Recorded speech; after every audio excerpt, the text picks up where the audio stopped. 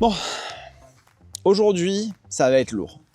Ce que je vous apporte, c'est pas juste rare ou dingue. Non, en fait, c'est tellement rare et tellement dingue que cette moto n'a jamais été essayée en français sur YouTube. Et même à l'international, il y a extrêmement peu de vidéos dessus. Là, ce qu'on va faire, c'est arriver dans un niveau d'exception et de rareté qui est juste fou, en fait.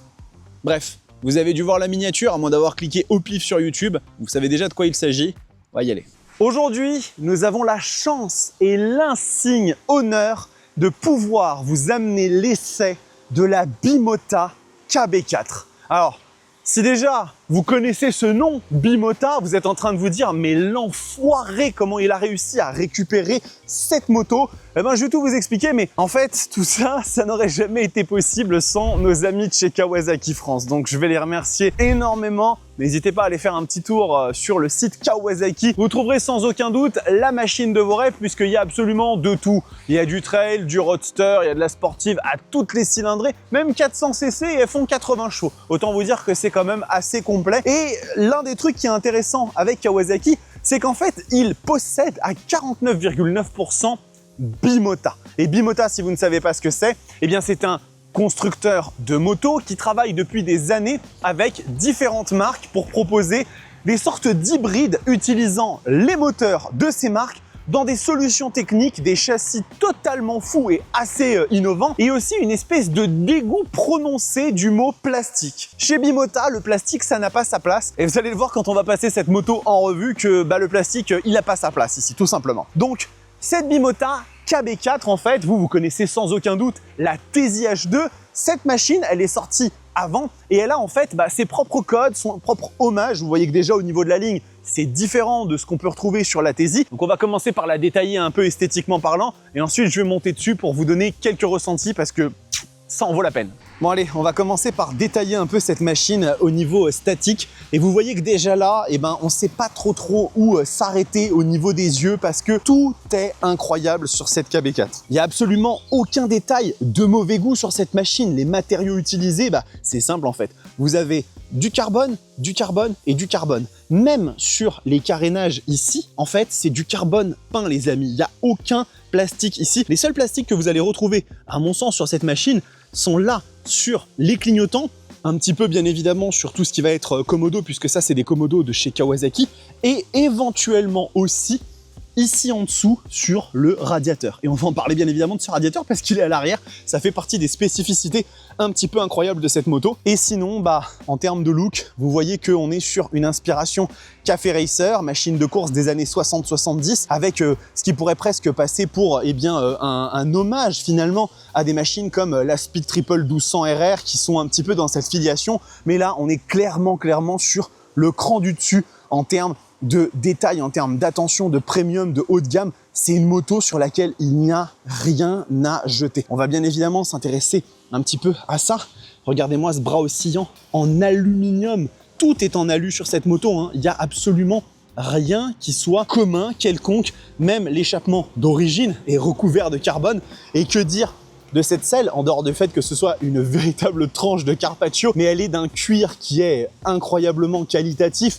Enfin, vous le voyez, hein, cette moto, même le support de plaque, il est en carbone sur cette machine. Le prix de la Bimota KB4 est très élevé, mais on se rend compte aussi qu'on rentre dans une autre dimension. On est un petit peu sur des marques comme Avinton, Brough Superior, Midual. On est vraiment dans de la très haute couture du monde de la moto. Et c'est vraiment, encore une fois, une machine sur laquelle vous pourriez la mettre dans votre salon et passer des heures à la regarder et trouver à chaque fois un nouveau détail. Regardez un petit peu les jantes là comme ça, peintes en couleur bordeaux, hein, qui sont magnifiques. C'est des jantes forgées, bien évidemment à l'arrière aussi. Elle est équipée en Super Corsa SP, la moto, hein, histoire d'avoir vraiment un comportement ultra sportif. C'est juste magnifique. Je pourrais faire une vidéo rien que sur l'examen statique de cette machine, tellement elle est incroyable. Mais bien évidemment, on est sur une chaîne de moto, donc ce qu'on va faire, c'est que je vais monter dessus et je vais vous donner mes premiers ressentis au guidon de cette merveille. Bon, allez, je vais monter sur la moto.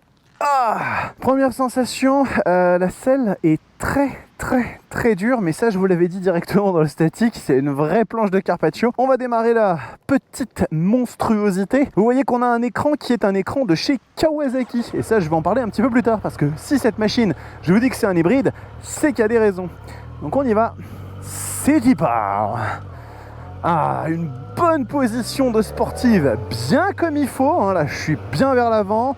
J'ai mes demi-guidons qui sont en dessous du tête de fourche, donc toutes les cases sont cochées pour que le sport soit là, on va dire. Et immédiatement, on est propulsé dans un univers qui est vraiment ultra spécifique à Bimota et à des machines tout simplement exceptionnelles, puisque devant nous, on a ce tableau de bord qui est rempli de carbone à tous les étages. Donc on sent bien qu'on n'est pas sur une moto quelconque, hein. On est vraiment sur de l'ultra haut de gamme, du premium à tous les étages.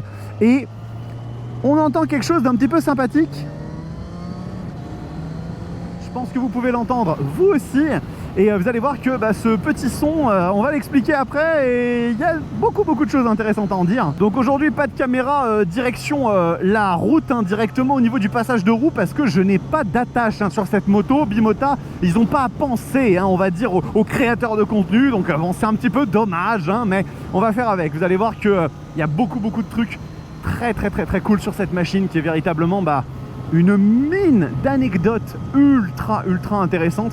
Bon, déjà je peux vous dire que en termes de ressenti particycle, c'est très particulier parce que le châssis de cette moto est lui aussi très particulier, je vais vous l'expliquer après, mais on est sur quelque chose qui est extrêmement rigide, mais une fois que c'est stable, ça bouge plus. C'est vraiment la philosophie de cette moto, extrêmement particulière à ce niveau-là, comme l'a toujours été les particycles de chez Bimota.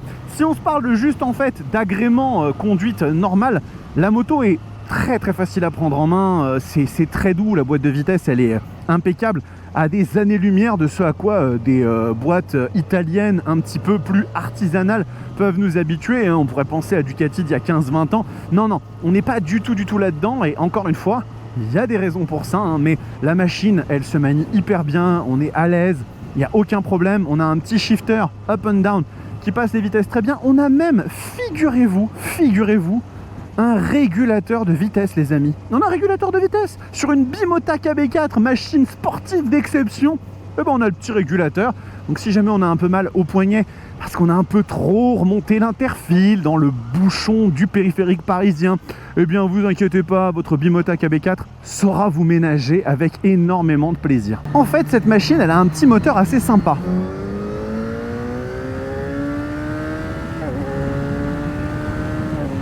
Je sais pas si vous entendez, ça sonne plutôt pas mal, et ça réagit aussi plutôt pas mal. Alors, pourquoi est-ce que je vous ai dit tout à l'heure que cette moto, c'était un hybride? C'était un mélange, en fait, de deux marques. Tout simplement parce que, comme je vous l'ai expliqué, Bimota appartient à 49,9% à Kawasaki. Et en fait, ça fait quelques années que les Italiens, ils s'amusent à mettre des moteurs de Kawa dans leurs particycles un peu délirantes. Et en fait, là-dedans, on va retrouver tout simplement le moteur de la Kawasaki Z1000, une machine qui a disparu du constructeur japonais, mais qui reste en vie grâce à cette moto, avec ce moteur qui sort 142 chevaux et 111 Nm de couple, et qui, comme vous avez déjà pu le voir, est assez violent. Au niveau de l'électronique, c'est pareil. Le tableau de bord, c'est un tableau de bord Kawa. Les commodos sont des commodos Kawa. Mais tout ça s'intègre du coup dans une particycle ultra originale, ultra exotique. Et on va voir justement ce que ça donne. On va reprendre la machine et aller voir un petit peu de quoi ce 4 cylindres en ligne se chauffe. Allez, maintenant que vous connaissez un peu tout sur le moteur de cette machine, on va aller un petit peu voir de nouveau de quoi il en retourne. Vous me direz ce que vous pensez de l'endroit où j'étais là, parce que je viens de découvrir ça. C'est juste à côté de Marcoussis et c'est vraiment stylé. Pour les tournages, dites-moi un petit peu si vous aimeriez voir un peu plus de vidéos tournées à cet endroit-là. Il n'y a pas beaucoup d'ombre, donc il faut y aller quand il fait frais. Mais par contre, c'est vraiment cool. Donc je suis preneur de vos avis. Bon, ce petit 4 cylindres, il donne quoi? Ici, on est à 3000 tours minute.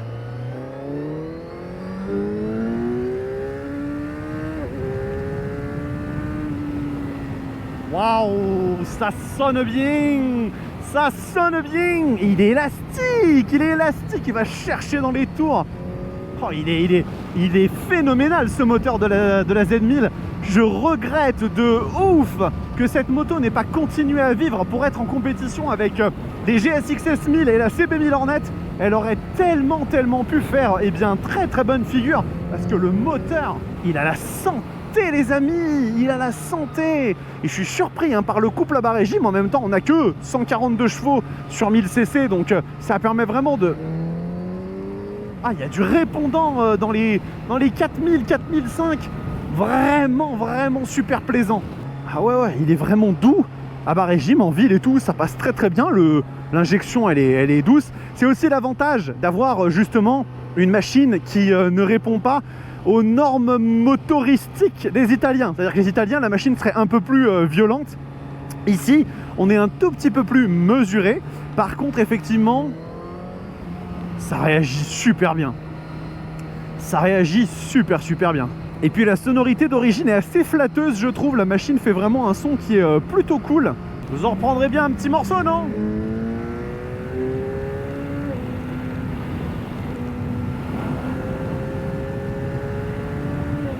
Waouh! Vraiment cool! Imaginez ce que ça doit donner sur une TZH2 qui a un moteur de 242 chevaux. Ça doit être totalement inexploitable sur la route. Ça arrivera sur la chaîne, les amis, hein.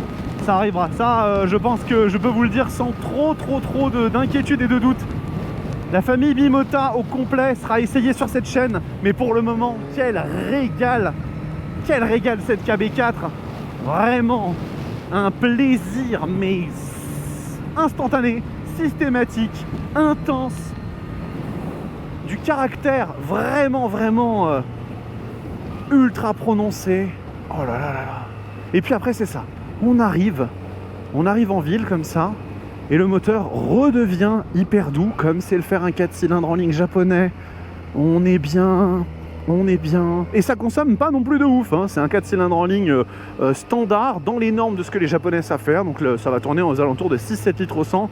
C'est sûr que comparé à un gros V4 italien, on a quand même un bon gain de conso de 20 à 25% facile. Et ça nous fait plaisir. Mais ce n'est pas tout. Parce que il y a autre chose à dire sur cette machine. Si je vous parlais que de moteur et de carbone et d'aluminium, vous me diriez non mais ok d'accord, mais ça se trouve ailleurs. Et bien cette moto, c'est une Bimota. Et comme c'est une Bimota, il y a des trucs un petit peu particuliers. Alors c'est sûr que c'est pas aussi particulier que ne l'est une TZH2 ou une Terra, parce que ces motos, elles ont des solutions techniques qui sont complètement dingues. Néanmoins, sur cette KB4, il y a quand même des trucs qui sont assez exceptionnels, notamment la présence du radiateur à l'arrière. Et oui, hein, d'habitude sur une moto, on a un radiateur qui est à l'avant. Sur cette machine-là, il est placé à l'arrière, hein, avec un petit ventilateur façon carbone. Je vais vous le montrer juste après. Et puis après, il y a aussi le châssis de cette machine. Le châssis, il est extrêmement particulier puisque c'est un mélange à la fois d'acier et de platine d'aluminium qui donne à la moto un comportement ultra particulier. En réalité, en fait, on est sur une machine qui favorise beaucoup plus la stabilité que l'agilité. On a une rigidité latérale qui est super élevée sur cette moto et du coup, en fait, à balancer sur l'angle, ça va être un petit peu particulier. Par contre, une fois que vous y êtes, c'est vraiment exceptionnellement stable et précis. Un petit peu comme, vous savez, les Ducati des années 2000-2010, où on leur reprochait un petit peu ce côté bout de bois à balancer, mais une fois qu'elles sont sur l'angle, c'est de véritables rails. Je vais vous montrer un petit peu tout ça, vous allez voir, c'est assez intéressant. Et je me rapproche comme ça, c'est très cool. Donc on refait un petit tour, hein, rapide bien évidemment, mais regardez, là on a le bras oscillant bien évidemment qui en allume, les platines qui vont être ici à l'intérieur, et de ce que je vous disais, regardez, en dessous de la machine, on retrouve un ventilateur, un radiateur qui est à l'arrière. On pourra remarquer hein, que les pièces d'armature sont toutes en carbone, hein, ça comme ça fait toujours aussi plaisir. Et puis après, en termes de suspension, c'est là que les choses sont peut-être un peu plus standards, et calmez-vous quand je dis standard, parce que c'est quand même du très haut de gamme. On va retrouver une fourche inversée, standard, all-in s'il vous plaît, hein, c'est une X30 quand même, donc c'est de l'ultra haut de gamme.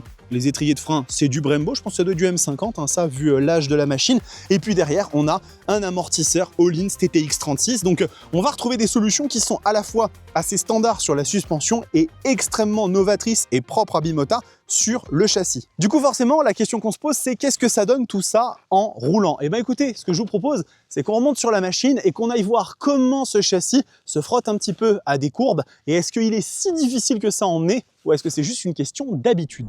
Donc, voyons voir un petit peu ce que cette machine donne au niveau de son agilité. Donc là, elle m'indique déjà du 35 à gauche, 42 à droite, donc c'est vraiment pas grand-chose, hein, bien évidemment, mais juste pour vous dire que j'ai déjà pu voir un petit peu ce qu'elle donnait.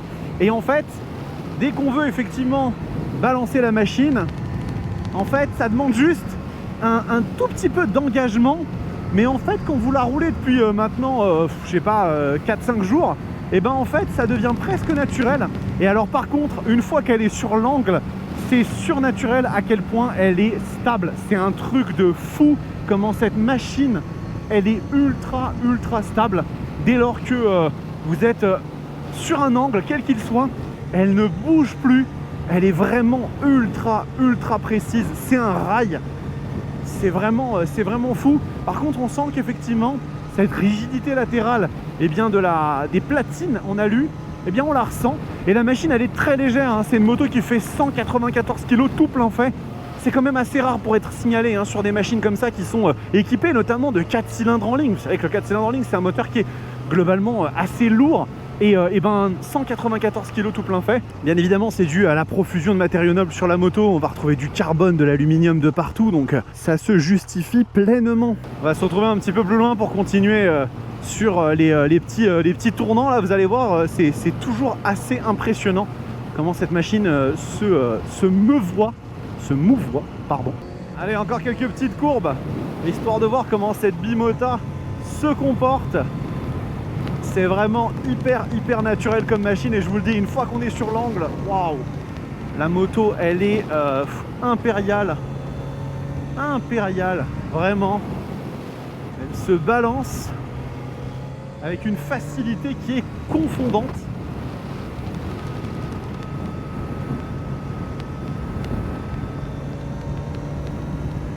C'est impressionnant.